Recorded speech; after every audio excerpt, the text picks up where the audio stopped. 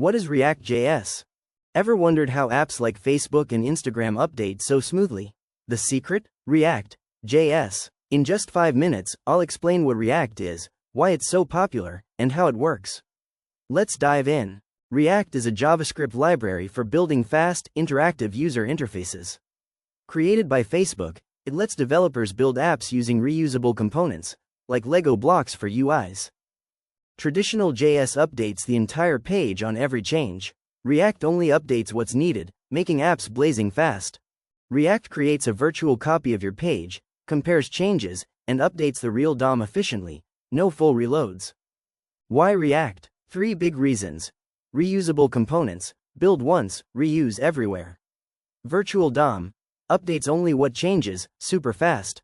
Huge ecosystem, tons of tools, React Router, Redux, etc. Big companies love React for its speed and flexibility. And you can learn it too. Thanks for watching. If this helped, hit like and subscribe. More React tutorials are coming soon.